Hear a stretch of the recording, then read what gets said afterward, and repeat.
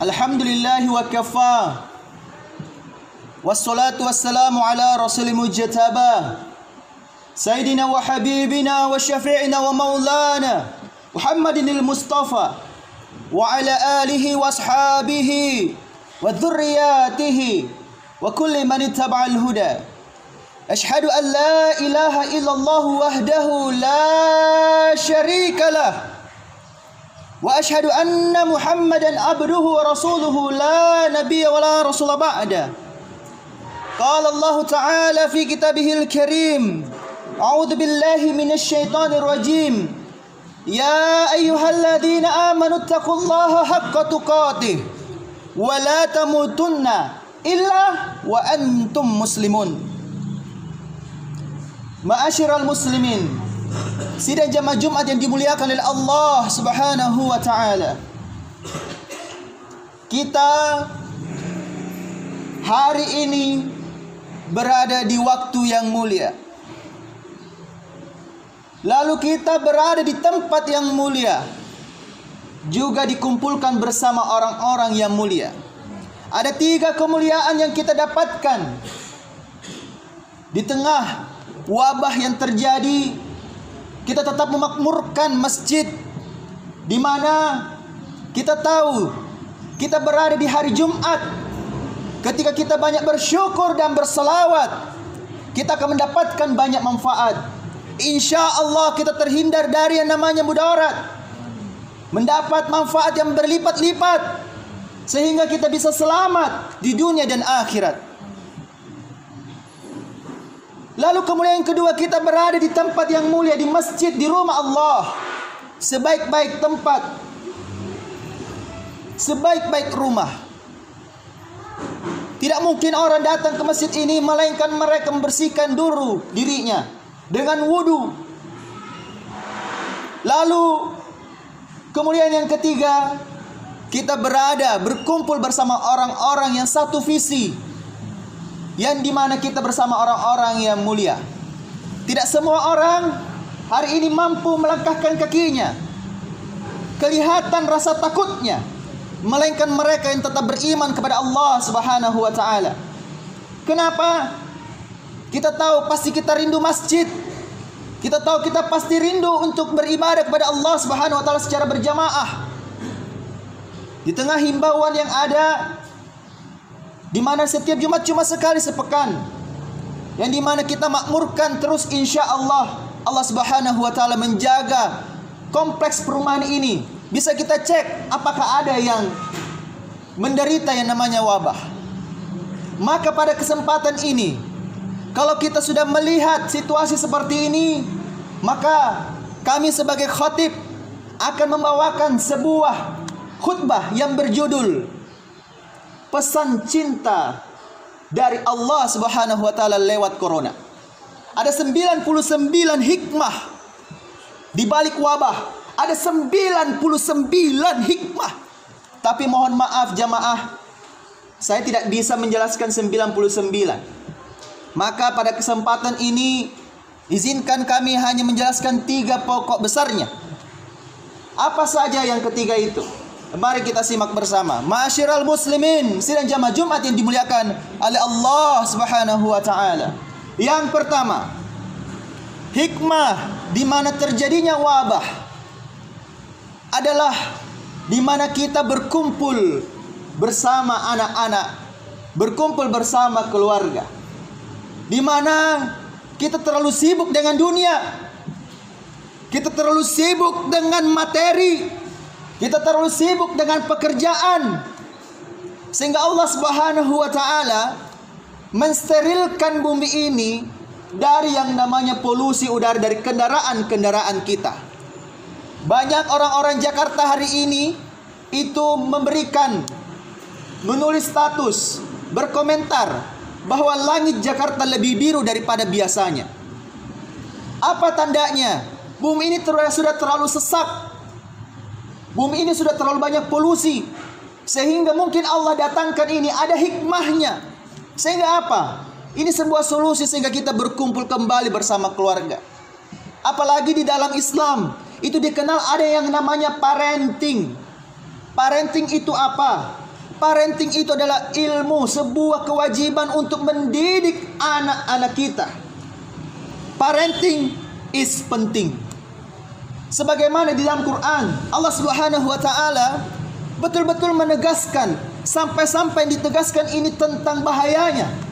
Bukan tentang manfaatnya dulu, tapi bahayanya. Allah Subhanahu wa taala memanggil-manggil orang yang beriman, ya ayyuhalladzina amanu qu anfusakum wa ahlikum nara.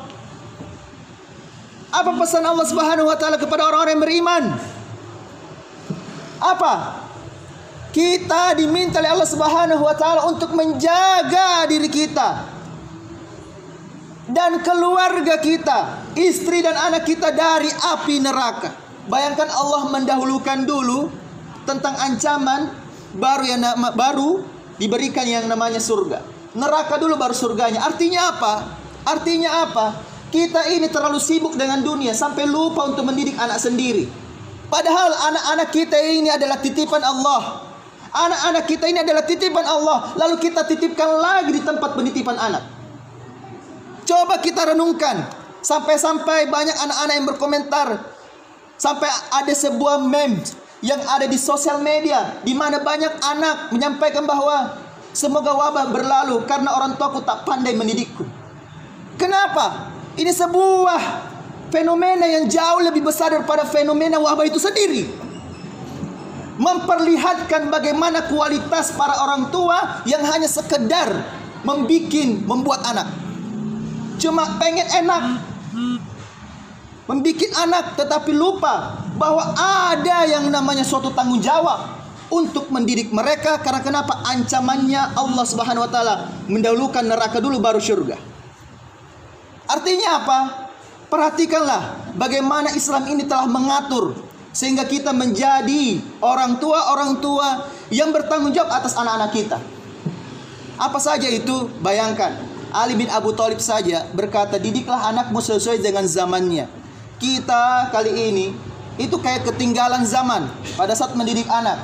Anak kita jauh lebih canggih, lebih duluan tahu dibandingkan kita. Maka itulah kenapa kita ini jangan sampai terlambat untuk mengetahui bagaimana perkembangan anak. Jangan sampai kita berpikir kalau anak-anak keluar, mereka akan melakukan tindakan-tindakan yang nakal. Anda tidak tahu, anak-anak yang berada dalam rumah pun bisa melakukannya hari ini. Di dalam kamar-kamar mereka, kita tidak tahu apa yang mereka lakukan dengan gadget mereka. Di dalam kamar-kamar mereka, kita tidak tahu apa yang dia lakukan dengan tangan-tangan mereka. Anda memberikan dia gadget dengan sesuka hati, lalu Anda lupa bahwa di gadget itu mudaratnya ada. Tanggung jawab kita, ingat Allah Subhanahu wa taala mendahulukan ancamannya baru surganya. Ku anfusakum wa ahlikum naro. Bayangkan. Maka ini suatu pesan cinta supaya apa? Kita kembali mengingat keluarga. Bagaimana mungkin anak-anak kita mendoakan kepada orang tuanya, Rabbana ighfir lana wali walidaina warhamhuma kama rabbayani shighara. Sedangkan yang mendidik mereka lebih lama, yang mendidik mereka lebih dalam, yang mendidik mereka lebih dekat, bukan kita, malah guru-guru mereka. Kita mungkin sebagai guru juga, kita mungkin sebagai mubalik juga, kita mungkin sebagai ustaz. Saya pribadi pun bercermin pada kegiatan saya sehari-hari, bercermin pada aktivitas saya sehari-hari. Jangan sampai saya lebih sering mendidik orang lain, jangan sampai saya lebih sering mendakwahkan kepada orang lain, sedangkan saya lupa anak saya sendiri. Maka saya bersyukur saya lebih banyak di rumah. Saya bisa melihat bagaimana anak saya ternyata perubahannya berbeda jauh. Kita bahkan lupa, kita tidak tahu apa yang dia sudah bisa lakukan. Apalagi anak-anak kita yang belum balik, justru disitulah madrasatul ulanya, di mana peranan ibunya dan bagaimana pimpinan dari seorang ayah betul-betul melihat perkembangan anak dari 0 bulan sampai dia akil balik. Betapa banyak anak-anak kita sekarang balik tetapi belum akil. Bayangkan balik tapi tidak akil. Karena akil balik itu harusnya satu paket. Balik, anak-anak perempuan sudah menstruasi jauh lebih dulu. SD sudah menstruasi. Anak laki-laki sudah balik tetapi belum akil, di mana dia belum bisa membedakan mana yang hak dan mana yang batil. Belum tahu mana yang baik dan mana yang benar. Ini Sebuah teguran dari Allah Subhanahu wa taala, "Ku anfusakum wa ahlikum nara." Allah mendahulukan ancaman nerakanya dibandingkan surganya. Maka jangan main-main. Ini sebuah pesan cinta supaya kita kembalikan peranan seorang ayah. Karena Indonesia ini dikenal sebagai less father country. Sebuah negara yang sangat minim dengan peranan ayahnya. Apalagi sekarang ada yang namanya kesetaraan gender. Para ibu pun meninggalkan gunung Uhudnya, ikut juga untuk berperang di bawah. Sampai di mana posisi anak kita hari ini? Ingat, anak yang kita buat, anak yang kita dititipkan oleh Allah Subhanahu wa taala, Allah amanahkan buat kita, Allah akan tanyakan jauh lebih dulu ancamannya dibandingkan surganya. Maka mari kita untuk pesan pertama ini betul-betul menjadi renungan besar buat kita, sehingga di rumah betul-betul kita bisa bersama-sama dengan anak kita. Betul-betul kita bisa memaksimalkan kebersamaan. Kebersamaan itu bukan hanya dengan marah. Kebersamaan itu bukan hanya dengan hanya menyuruh, tetapi kita bersama-sama betul-betul lihat aktivitasnya. Karena sebaik-baik kita sebagai orang tua adalah yang mendidik anak sesuai dengan cara dia berperilaku hari ini. Contoh, anak suka main-main, maka ikutlah bermain. Anak suka main petak umpet, coba main petak umpet di rumah sendiri. Coba lakukan itu, Masya Allah. Karena kenapa? Ingatlah, yang dikenang oleh anak kita nanti adalah kita, adalah kebersamaan. Dia tidak akan lupa sama kita. Coba, jangan sampai hanya gara-gara adanya GoFood, GrabFood yang serba instan semuanya, sehingga kita lupa memasak sendiri di rumah. Coba sama-sama membersamai istri. Lihat bagaimana dia ketika masak. Apakah kita pernah mengucapkan terima kasih ketika dimasakkan oleh istri kita sendiri? Coba kita renungkan ini. Apakah kita sudah melakukan yang terbaik sebagai keluarga muslim, sebagai keluarga mukmin? Kita mendidik istri dan anak kita dengan sebaik-baik pendidikan. Karena kenapa? Islam sudah mengatur semua. Pasti ada hikmahnya, dan ini hikmah besarnya yang pertama. Lalu, apa pesan cinta hikmah besar yang kedua? Masyiral muslimin rahimakumullah.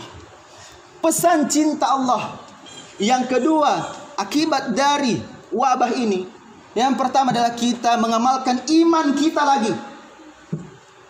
Karena iman bukan hanya la ilaha illallah sampai kita meyakini qada dan qadar, tetapi ada cabang keimanan yang lain. Ada 70 lebih cabang keimanan. Salah satunya diantaranya adalah kebersihan. Jangan sampai kita ini seronok asal membuang sampah di jalanan. Ini teguran sebenarnya. Kita di mobil ada tisu, langsung buang dilewat jendela. Padahal kalau kita bisa tahan dulu tisu ini di dalam mobil kita, itu menjadi amal. Nanti sampai di rumah ada tempat sampah kita sendiri, baru buanglah sampah kita di sana. Kita selama ini kalau ada got, buang di got. Anda tidak tahu kebanjiran terjadi mana-mana. Sudah terjadi LGBT, longsor, gempa, banjir, tsunami. LGBT, L, longsor, G, gempa, B, banjir, T, tsunami. Ini datang lagi wabah. Tidak berhenti ujian buat kita. Gara-gara apa? Kita sendiri melakukannya. Maka pada kesempatan ini, kebersihan ini betul-betul menjadi suatu tanda-tanda sebuah cinta dari Allah SWT untuk menjaga wudhu. Yang pertama, apalagi dalam wudhu itu jelas bagaimana sunnah Rasulullah, itu sampai di sela-sela jari kita bersihkan. Betul-betul menyempurnakan wudhu sebelum kita sholat. Sempurnakan, bahkan bukan sempurna, dijaga wudhu itu dari sholat yang satu ke sholat berikutnya. 5 waktu kita jaga. Maka untuk sementara waktu, ketika di luar wabah, kita dilarang untuk bersentuhan dengan yang bukan mahram.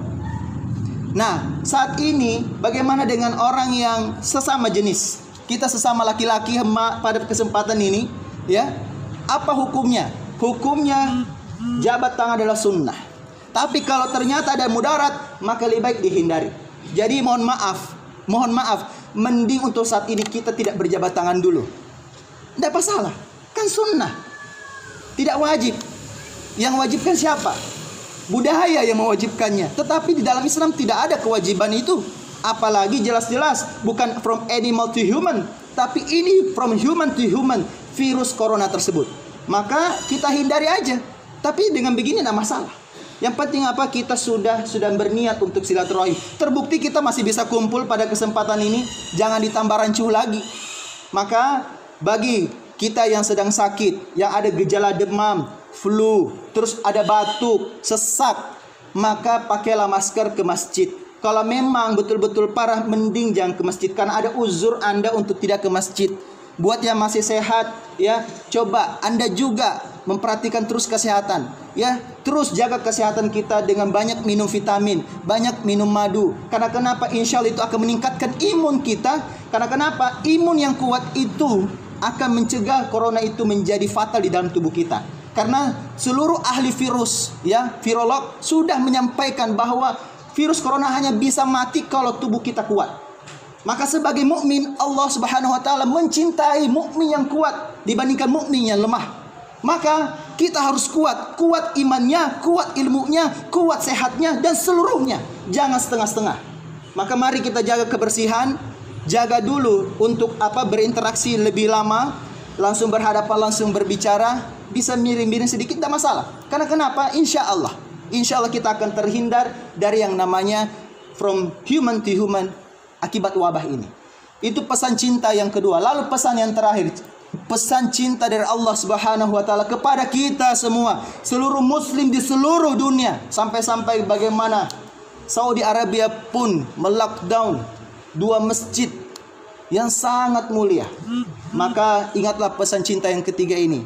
Apa pesan cinta yang ketiga? Masyiral muslimin rahimakumullah. Pesan cinta yang ketiga adalah, nah ini dia. Ini yang banyak tidak terjadi di negara lain.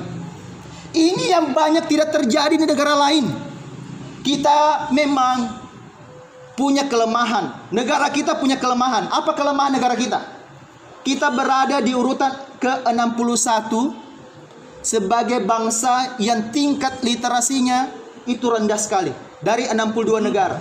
Coba bayangkan kalau kita berada di urutan 62, plus banget, pas banget dengan negara plus 62. Tapi untung plus 61. Kita berada di urutan 61, orang yang sangat malas membaca. Padahal Allah Subhanahu wa taala menurunkan Quran yang pertama kali adalah Iqra. Disuruh untuk membaca, tetapi kita lemah sekali membaca. Kalaupun membaca, judulnya saja di sosmed yang dibaca dari berita, langsung share, belum tentu sesuai dengan isinya. Judul itu hanya memancing supaya kita baca, tapi bukan memancing kita untuk share. Dibaca dulu, tabayun dulu. Kita ini negara yang paling lemah dalam hal daya baca. Membaca WA bisa lama, tetapi giliran membaca buku, membaca Quran, membaca hadis, kita ini malas sekali. Maka ini adalah kesempatan kita di rumah untuk membaca lebih banyak buku. Karena di sosmed itu ada sinar radiasi, kita baca lewat HP. Tapi kalau lewat buku itu lebih jernih. Dan kalau orang-orang yang rajin membaca buku itu akan menghindarkan kita dari yang namanya hoax, berita-berita yang tidak benar. Sehingga apa? Kita lebih kritis terhadap informasi apapun yang datang. Karena kenapa sekarang? Bukan virus yang sebenarnya menjadi masalah kita. Apa masalah kita? Kepanikan, ketakutan. Kenapa? Kita ini cuma membaca judul, cuma membaca screenshot gambar berita yang tidak kita tahu sumbernya dari mana. Coba kita membaca dulu, coba kita untuk telah dulu. Maka kita harus tabayun. Lalu kita tahu memang negara kita ini lemah. Apalagi kita berada di urutan ke-81. Tadi 61, ini di urutan 81. Sebagai apa? Negara yang kurang bahagia. Ini sebuah survei, kita kini kurang bahagia. Kita ini terlalu panikan, kita ini terlalu ketakutan, kurang bahagia. Maka ingatlah, bahagia itu tanpa syarat. Bahagia itu tanpa syarat, kita bisa bahagia kapanpun Anda mau. Detik ini pun kita bahagia. Dengan cara apa? Bersyukur pada Allah Subhanahu wa ta'ala. Ingatlah, walaupun kita memang di urutan 61 sebagai negara yang tingkat literasinya rendah, daya bacanya rendah, lalu di urutan 81 dari tingkat kurang bahagianya kita. Tapi ingatlah, ada sebuah penelitian di Inggris, sebuah lembaga amal namanya CAF. Apa penelitiannya? Apa surveinya terhadap negara kita? Di seluruh negara, ternyata negara kita, di negara kita saja yang berada di urutan nomor 1, yang paling dermawan, yang paling banyak sedekah. Ingatlah, Sedekah ini adalah penyelamat sebenarnya. Ini adalah sebuah wasilah. Karena kenapa? Bencana tidak akan mendahului yang namanya sedekah. Kalau kita rajin sedekah setiap pagi, kalau kita menjaga rutinitas kita bersedekah, insya Allah sedekah setiap detik berkah. Jaga sedekah kita, jaga kedermawanan kita. Memang kita lemah, tetapi kita ternyata diteliti sebagai negara yang paling dermawan di seluruh dunia. Jaga itu. Maka insya Allah dengan ta'awun, sebagaimana firman Allah Subhanahu wa taala, wa ta'awanu 'alal birri wat taqwa wa la ta'awanu 'alal itsmi wal udwan. Saling tolong-menolonglah kalian dalam kebaikan dan takwa, dan jangan tolong-menolong dalam keburukan dan dosa. Maka semoga dengan 3 pesan ini saja itu sudah menjadi pelajaran besar buat kita, terutama buat kompleks perumahan di tetangga Masjid Al-Mukhlisin ini. Mari kita amalkan, mari kita introspeksi sampai di rumah, mulailah merencanakan rencana baru. Karena selama ini kita jarang kontemplasi. Kita jarang seperti, ingat ya, rumah kita bagaikan gua Hira. Sebagai kesimpulan, pada khutbah kali ini, ingatlah Rasulullah pernah kontemplasi di Gua Hira, menyendiri di Gua Hira. Apa yang dia lakukan? Merenungkan apa yang dia akan lakukan untuk umat. Merenung apa yang dia bisa